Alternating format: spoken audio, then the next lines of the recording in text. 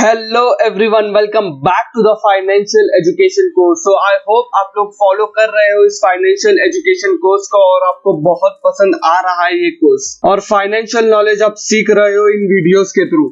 और आपके लिए बहुत जल्द अकाउंटिंग और बिजनेस कोर्स भी आने वाला है इस चैनल पर, so you make subscribe now. अब अकाउंटिंग कोर्स, ये अकाउंटिंग ये बहुत ही इंपॉर्टेंट चीज है। ये लैंग्वेज है पैसों की, मनी लैंग्वेज इज अकाउंटिंग। जैसे कंप्यूटर्स की अपनी एक लैंग्वेज होती है, वैसे पैसों की अपनी एक लैंग्वेज है जिसको बोलते हैं अकाउंटिंग। अगर आप अकाउंटिंग सही से सीख जाते हो तो आप पैसों को मैनेज करना, उसको ग्रो करना और उसको इन्वेस्ट करना भी बहुत अच्छे से सीख जाओगे। So make sure you subscribe now this channel. और आज की इस वीडियो में हम बहुत ही इंपॉर्टेंट चीज के बारे में पढ़ने और समझने वाले हैं जिसका नाम है diagrams of rich dad poor dad. तो सबसे पहले अब हम समझते हैं पुअर व्यक्ति के डायग्राम को। ये रहा इसका इनकम स्टेटमेंट ऊपर, जहां से पैसा आ रहा है, और ये रहा एक्सपेंसेस जहां से पैसा जा रहा है, मतलब खर्च। और ये रही इसकी बैलेंस शीट। अब बैलेंस शीट में क्या होता है, एसेट्स और लायबिलिटीज होते हैं, जैसे कि आप देख रहे हैं यहाँ पर है। अब ये एसेट्स और लायबिलिटीज बहुत ही ज्यादा इंपॉर्टेंट होते हैं।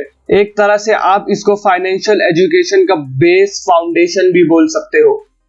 और एसेट्स और लायबिलिटीज क्या होती है, इस पर मैंने इन डिटेल एक डेडिकेटेड वीडियो बनाया है, so make sure you watch that video, जो बहुत ही ज्यादा इंपॉर्टेंट है। उसमें मैंने इन डिटेल बताया है कि एसेट्स और लायबिलिटीज क्या होते हैं और ये कितने टाइप्स के होते हैं। अभी मैं जस्ट शॉर्ट में आपको एक्सप्लेन करता हूँ, अगर आपको डिटेल में जानना है तो वो वीडियो देख लेना। तो एसेट्स वो होते हैं, आप कोई भी ऐसी चीजों को खरीदते हो, परचेस करते हो या बनाते हो जो आपकी जेब में पैसा डाल रही है। Simply assets means which puts money in your pocket regularly. Let's take an example. आपने मान लो एक घर खरीदा, ओके, और इस घर को आपने रेंट पर दे दिया और पर मंथ 20,000 रुपए रेंट आपको इस घर से आ रहा है। तो ये घर आपके लिए एक एसेट है जो कि पर मंथ 30,000 रुपए 20,000 रुपए आपकी जेब में डाल रहा है। दिस इज कॉल्ड एसेट, क्योंकि वहां से आपको रेंटल इनकम जनरेट हो रही है। और लायबिलिटीज इसका एग्जैक्टली अपोजिट होता है। लायबिलिटीज वो होता है जो आप ऐसी चीजों को आप उठा कर ले आते हो जो आपकी जेब से पैसा निकाल रही है। मतलब लेट्स टेक एन एग्जांपल इसका भी। मान लो आपने एक कार खरीदी, होगी, एक कार खरीदी आपने और 20 लाख रुपए की, और उसका ईएमआई जा रहा है 20,000 रुपए पर मंथ। तो ये कार आपके लिए एक लायबिलिटी है, क्योंकि ये 20,000 रुपए पर मंथ आपके जेब से निकाल रही है। एक तरफ ये चीज है जो 20,000 रुपए आपकी जेब में रेगुलरली डाल रही है, और एक तरफ ये चीज है जो 20,000 रुपए आपकी जेब से निकाल रही है। This is called liability and this is called assets. और एसेट्स हमेशा वो होते हैं जो आपकी वेल्थ को बढ़ाते हैं, और लायबिलिटीज आपकी वेल्थ को घटाती है।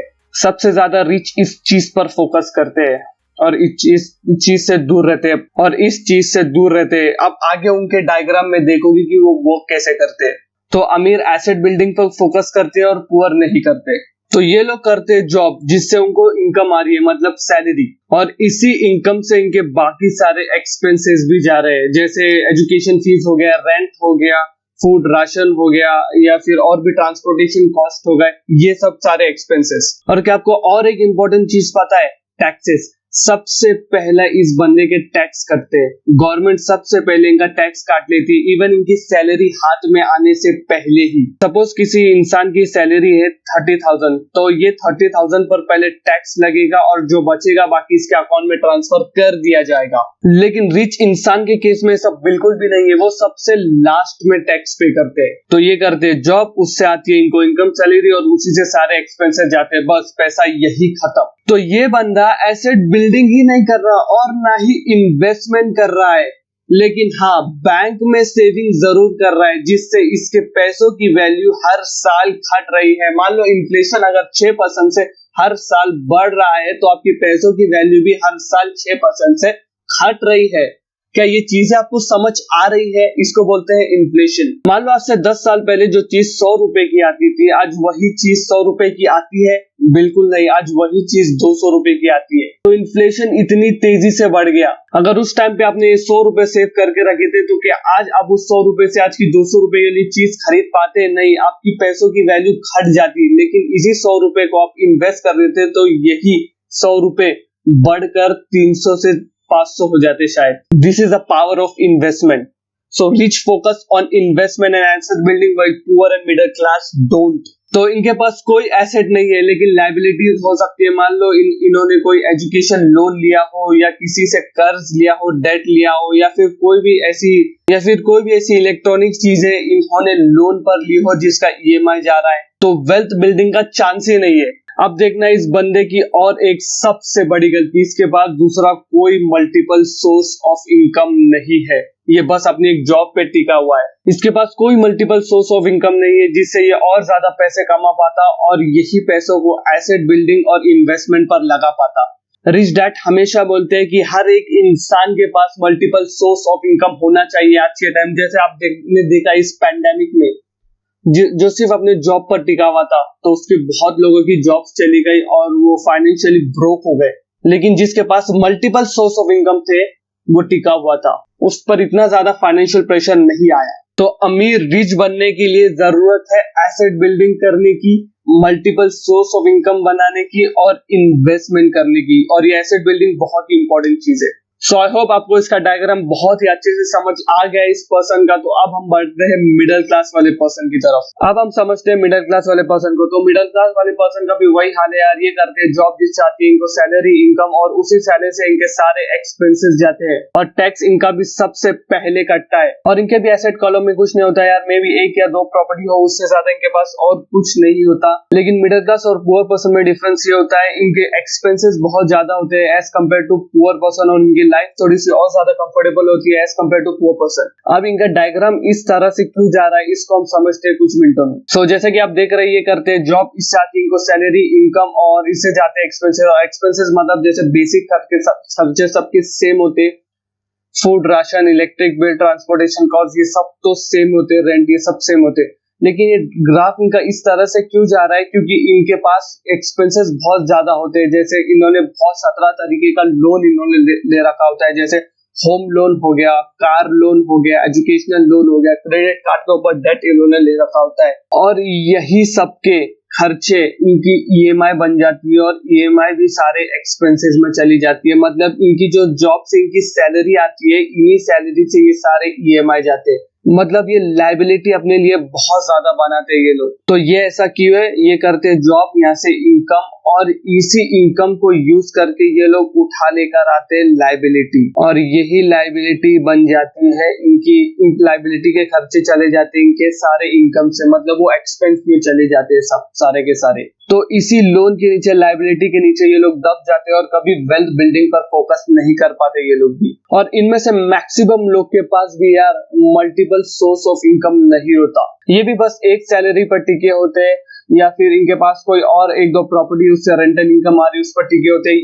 ये लोग भी इन्वेस्टमेंट पर कभी फोकस नहीं करते मैक्सिमम लोग। इनके एसेट्स में तो कुछ नहीं है लेकिन लायबिलिटीज भारी पड़ी है। और इसमें से मैक्सिमम वो भी लोग होते हैं जो अपने खर्चों पर, जो अपने एक्सपेंसेस पर कंट्रोल नहीं रख पाते। तो इनके डायग्राम से आपको एक चीज सीखनी चाहिए यार, कि अपने लिए लायबिलिटीज बहुत ही कम बनाओ। लायबिलिटीज मतलब बनाओ ही मत स्टार्टिंग में। अगर बनाना है किसी चीज पर, आपको फोकस करना है यंग एज में, वो है मल्टीपल सोर्स ऑफ इनकम, और उससे एसेट बिल्डिंग पर फोकस करना है, जैसे इन्वेस्टमेंट पर या और बाकी चीजों पर। सो आई होप इनका भी डायग्राम आपको बहुत अच्छे से समझ आ गया है, क्लियर हो गया है। अब चलते हैं हम रिच इंसान के पास। अब इनका डायग्राम कुछ और ही कहता है भाई साहब, ये छाप लो अपने दिमाग में ये डायग्राम को, क्योंकि इसी को आपको फॉलो करना है, और ये एक तरह से ब्लूप्रिंट है वेल्थ क्रिएशन का। So finally let's analyse the diagram of rich people. तो सबसे पहले ये इनकम कमाने के लिए जॉब नहीं करते, ये करते हैं अपना बिजनेस, और वहां से इनको जो इनकम कमाते हैं वो लोग, रेवेन्यू जनरेट होता है, वो डायरेक्टली लगा देते हैं एसेट्स को बिल्ड करने में।